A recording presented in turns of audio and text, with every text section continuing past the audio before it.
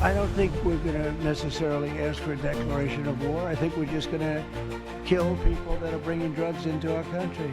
Okay?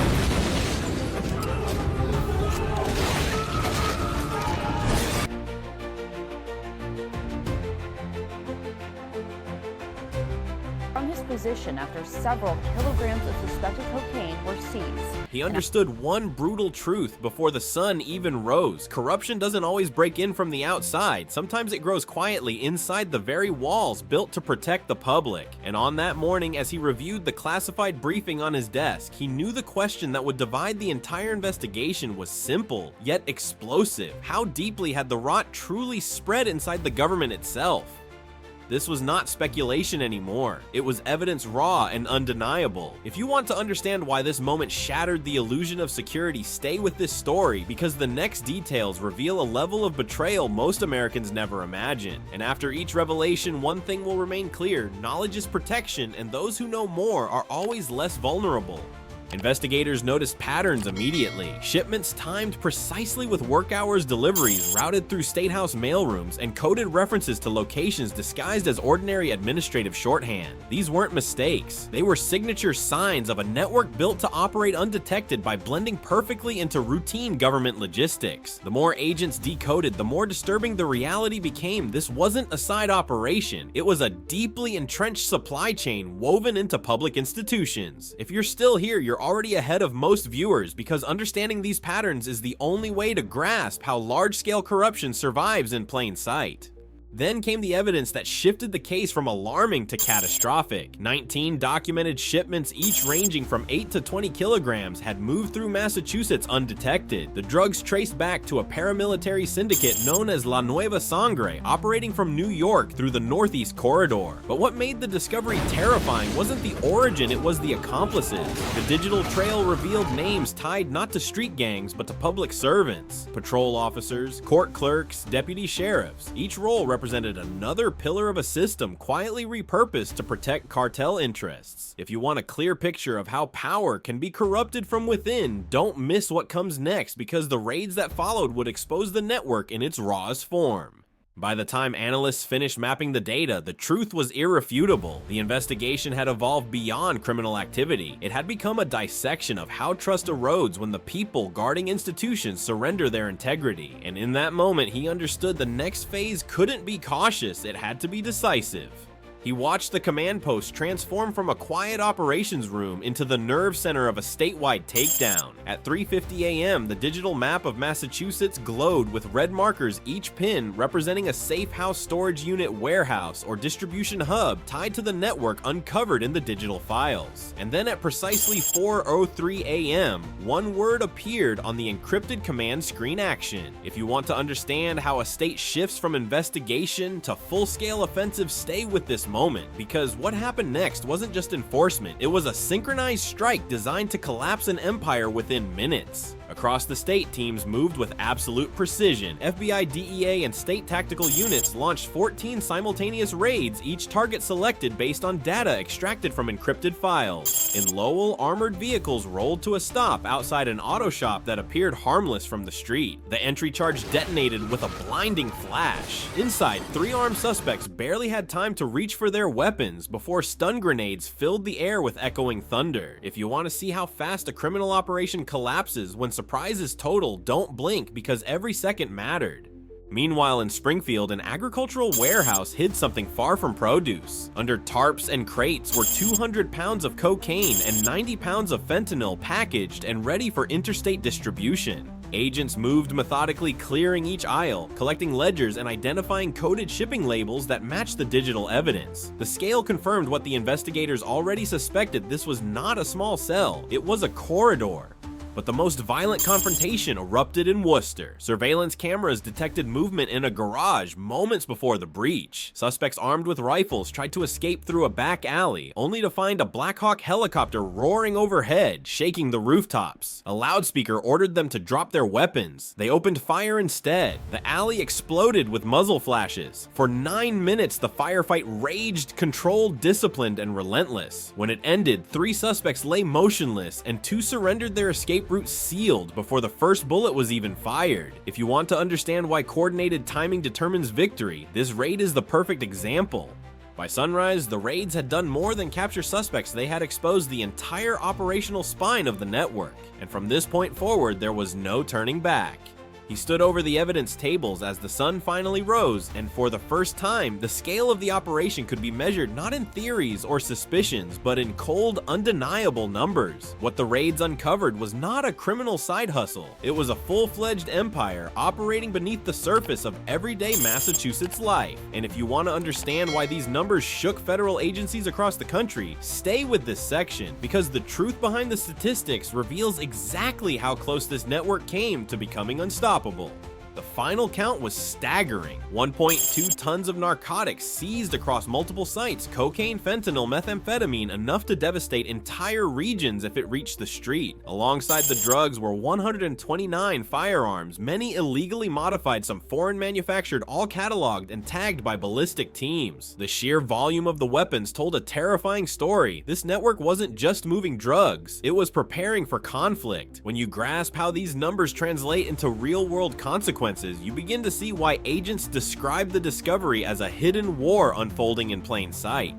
The shock came fast. Overnight, agents uncovered something that should never exist inside a governor's workplace: 8 kilograms of high-purity cocaine, thousands of dollars in cash, and a pistol hidden in an office meant to serve the people, not poison them. It wasn't a cartel tunnel, a gang hideout, or a motel stash room. It was the seat of public trust, and that realization struck harder than the drugs themselves. This was a violation committed not by shadows lurking outside, but by someone wearing the badge of authority. If you want to understand how a single discovery can unravel an entire system, don't look away from what comes next. Then came the arrest. 47 suspects taken into custody before sunrise. Operators, couriers, enforcers, financial handlers, and several individuals who held positions inside public institutions. Each arrest represented another fracture in a system that had been quietly compromised for months. Phones, ledgers, and encrypted devices filled entire evidence racks. Cyber teams worked around the clock, cloning drives, charting payment routes, and connecting initials to real names. If you want to understand how criminal networks mask their financial arteries, don't miss the next section, because the data extracted from these devices revealed the architecture of a billion-dollar operation. But beyond the numbers was the emotional toll. Residents watched from windows as evidence trucks rolled away packed with boxes of seized narcotics. News helicopters hovered overhead, capturing the early light glinting off confiscated rifles. For many communities, this was the first visual confirmation that something massive had been operating just blocks from their homes. And in that realization came a painful truth: danger had never been far away, it had simply been disguised. Remember this, numbers don't lie, and when numbers reach this scale, they force society to confront the reality it overlooked. He realized the raids had only exposed the surface of the empire. The true machinery, the invisible engines that kept the network alive, was buried inside institutions that looked perfectly ordinary from the outside. When analysts began assembling the mountains of digital evidence, financial logs, and communications seized overnight, a new and unsettling map took shape. It wasn't a map of geography, it was a map of power. And if you want to understand how criminal organizations survive not through brute force but through influence, this is the part you cannot skip. The first layer of the network was logistical camouflage. 4 major distribution corridors ran through Massachusetts, hidden inside legitimate transport companies. Their trucks moved produce, construction materials, and hardware supplies. Inside those sealed containers, brick-sized narcotics marked with coded symbols. This wasn't improvisation, it was industrial efficiency dressed as everyday commerce. If you want to see how organized crime thrives within legal systems, you must look where legitimacy becomes a shield. Next came the storage architecture. What appeared to be community food warehouses were in reality cold storage fronts. Behind stacks of frozen goods were layers of packaged cocaine and fentanyl sorted by destination zones. The brilliance of the setup was its innocence. No one questions a warehouse that donates to food banks. The network understood human psychology. People trust what looks helpful. Then investigators uncovered the financial arteries, and this was the moment the room fell silent. Two private casinos operating under exclusive membership rules laundered millions. No crowds, no neon, only back rooms where chips became cash, and cash became digital deposits routed through shell corporations in Delaware and Puerto Rico. Money flowed like water through pipes no one had inspected in years. If you want to know where criminal empires hide, follow the money, not the guns. But the most disturbing revelation came from the charitable sector. A youth outreach nonprofit had processed over $11.3 million in donations, all from fabricated donor profiles. That same nonprofit paid consulting fees and community support grants to individuals holding public office. Suddenly, the scandal was no longer about drugs. It was about influence buying silent loyalty and institutions unknowingly serving cartel goals. And here's the truth: viewers often miss corruption rarely announces itself. It blends in, it smiles, it donates. By the time analysts finished mapping the network, one conclusion was unavoidable. The empire wasn't powerful because it was violent. It was powerful because it was trusted.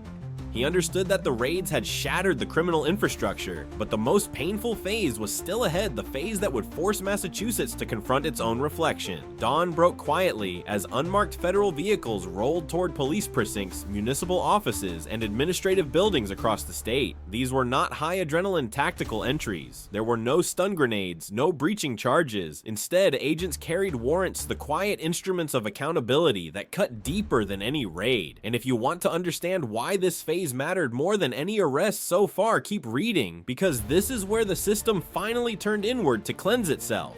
Inside a Worcester police station, morning briefings ended abruptly when federal agents stepped through the doors. No shouting, no chaos, just a silence heavy enough to make the air feel thicker. A lieutenant with 23 years of service watched in disbelief as his badge and sidearm were taken from him. A detective once praised for community outreach lowered his gaze as his own handcuffs clicked shut. A procurement officer froze when agents opened a filing cabinet and lifted envelopes of fraudulent community funds tied to cartel payments. These weren't street criminals. They were trusted figures who had quietly turned their authority into leverage for organized crime. If you want to see how corruption survives, watch Who Benefits from Silence.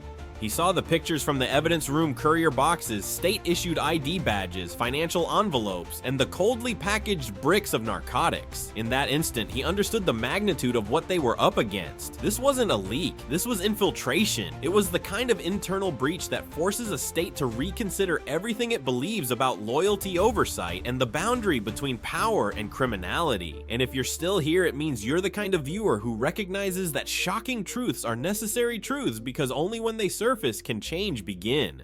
Across the state, similar scenes unfolded. 17 police officers, 2 municipal administrators, 1 state procurement advisor, all taken into custody before noon. Some officers stared at the floor, others looked away. A few watched with a quiet grief, accepting the betrayal they had long suspected but never dared to confront. Accountability is painful, but it is the only path that leads a damaged system back toward integrity. Outside one precinct, an elderly man stood holding a folded American flag, the same flag he once donated after his son's funeral. He did not shout. He did not curse. He simply watched as officers were escorted out in cuffs, realizing the uniform he trusted had betrayed him in ways he never imagined. That moment spoke louder than any press conference. By mid-afternoon, the governor addressed the state. His voice was steady, almost solemn. He spoke not of revenge, but of rebuilding. If the badge is used to harm the people, the shield is broken, and when the shield is broken, we repair it. From that statement, the Integrity Review Task Force was born, armed with full authority to audit agencies, track financial flows, and dismantle any remaining contaminations within public institutions. And here is the value you should take with you. True reform doesn't begin with arrests, it begins with honesty. He stood in the briefing room long after the last evidence box had been sealed, understanding that what unfolded in Massachusetts was not merely the conclusion of a criminal case, it was the opening chapter of a national reckoning. The raids, the arrests, the public exposure of a deeply embedded network had shaken the state, but what came after would determine whether the lessons learned here would matter. Because corruption does not vanish with headlines. It waits, it adapts, and if you want to understand why this final phase is the most important, stay with this conclusion. Because accountability only has meaning when it leads to transformation. Officials across the state gathered to review the aftermath. The seized narcotics would never reach the streets. The weapons were secured. The financial conduits had been frozen. But the more profound victory was the restoration of a truth that had been quietly eroding. Institutions only survive when they are watched, questioned, and held to a higher standard than the people they serve.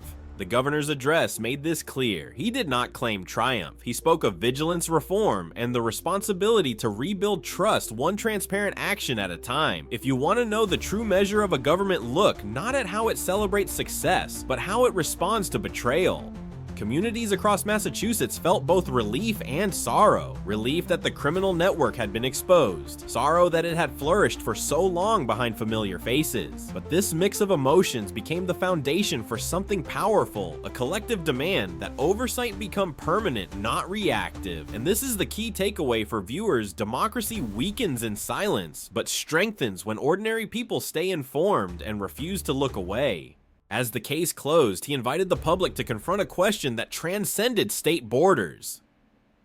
What happens when the guardians of a system become the threat? The answer depends not on agencies alone, but on the vigilance of the people watching them, because the war for integrity will not be won in a single state, a single raid, or a single investigation. And so the story ends with an invitation, not a conclusion. If you believe this fight must continue, share your thoughts, your concerns, and your questions. Engage, discuss, challenge, because the next cartel, the next infiltration, the next betrayal will not announce itself. The next chapter begins with those willing to stay aware. The discovery marked a turning point. It wasn't merely a crime scene, it was a signal flare announcing the collapse of an illusion. And from this starting point, every thread they would pull, every file, every encrypted message, every shipment would reveal a darker, more organized, and far more dangerous network hidden under the surface of daily government life. Remember, this exposure is the first step toward accountability. He had witnessed crime scenes before: warehouses, trap houses, motel rooms, abandoned garages, but nothing prepared him for the moment federal agents opened the courier box found inside the governor's own office. What lay inside was not simply contraband, it was a declaration that the boundaries between public service and criminal enterprise had been erased. 8 kilograms of cocaine, a loaded 9mm pistol, and $3,500 in vacuum-sealed envelopes, evidence arranged with the precision of someone who believed they would never be caught. And the man standing beside that box, shackled and silent, was not a cartel runner. He was a deputy director appointed to serve Western Massachusetts. If you want to understand how one man's betrayal can unlock an entire criminal ecosystem, stay with this part because the truth only gets darker from here. The central incident shook the entire command structure. This wasn't a rogue employee making desperate choices. The encryption on his laptop, the timing of the shipments, the routing through state mailrooms, everything pointed to a coordinated operation far larger than a single government official. As the evidence unfolded, investigators realized they were not dealing with an opportunist exploiting his position. They were staring at a conduit connecting government office space to a multi-state cartel supply chain. When you finish this section, you'll understand why agents knew instantly that a small internal scandal was evolving into a threat to statewide stability. His role wasn't accidental, it was engineered. The drop-offs matched government business hours, the packages blended into legitimate correspondence, and the recordings from security cameras showed exchanges so subtle they could pass for routine administrative work. This was the kind of operation designed specifically to hide within the rituals of public service. And if you want a deeper view into how criminals weaponize institutional trust, don't skip the next section, because the digital trail they uncovered would expose every weak point in the system. The central incident was more than a crime, it was a mirror. It forced the state to confront a truth no one wanted to say out loud. Corruption wasn't creeping in from the outside. It had already taken a seat at the table. And from this moment forward, every file, every encrypted message, and every shipment would lead investigators closer to a network that thrived by wearing the mask of government legitimacy. Remember this: a system only fails when those inside stop paying attention.